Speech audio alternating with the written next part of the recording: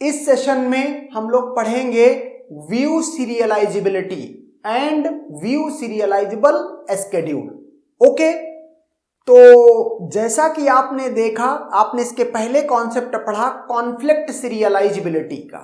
Okay, means कि अगर कोई नॉन सीरियल स्केड्यूल है, अगर वो कॉन्फ्लिक्ट सीरियलाइजेबल नहीं है, ओके, मींस जब एक स्केड्यूल सीरियलाइजेबल होता था तो एक तरह से गारंटी होती थी कि ये करेक्ट आउटपुट प्रोड्यूस करेगा।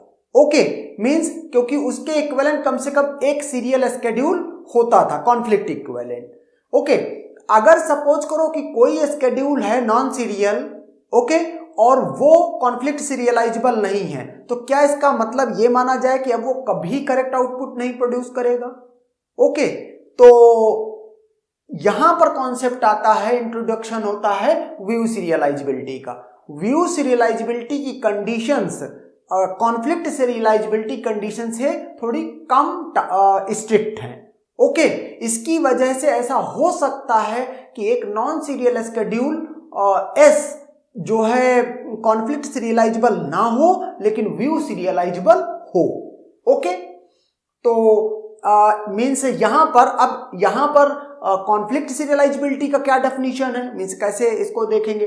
अ non serial schedule S1 is said to be view serializable if it is view equivalent to a serial schedule और view equivalent to some serial schedule. Okay, दूसरा पॉइंट, अगर कोई एक नॉन सीरियल स्केड्यूल है, आपने उसको check किया और चेक करने के बाद यह पता चलता है कि वो व्यू सीरियलाइजेबल है लेकिन कॉन्फ्लिक्ट सीरियलाइजेबल नहीं है, ओके, तो उसमें हर हाल में कम से कम एक ब्लाइंड राइट ऑपरेशन मिलेगा।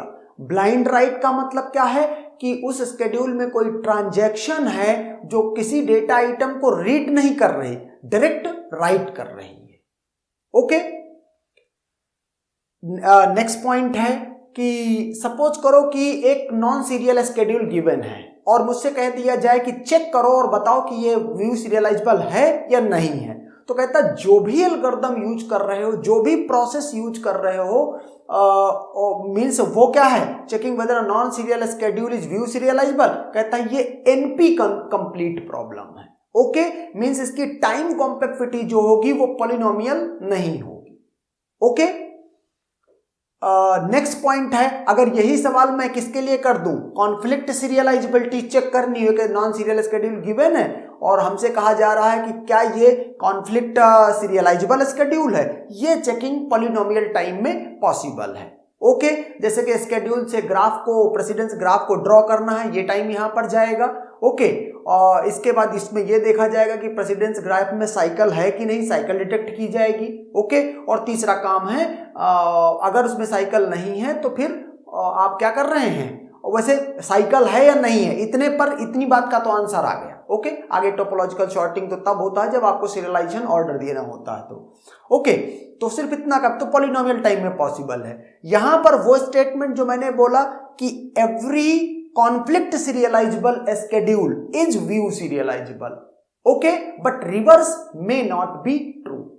ओके, कि मतलब कोई ऐसा व्यू सीरियलाइजेबल स्केड्यूल हो सकता है जो कॉन्फ्लिक्ट सीरियलाइजेबल ना हो। ओके, तो ये पॉइंट्स हैं। अगले सेशन में ये देखेंगे, एक स्केड्यूल नॉन सीरियल लेंगे और उसमें ये देखेंगे कि वो व्यू सीरियलाइजेबल है या नहीं है। Okay, and that's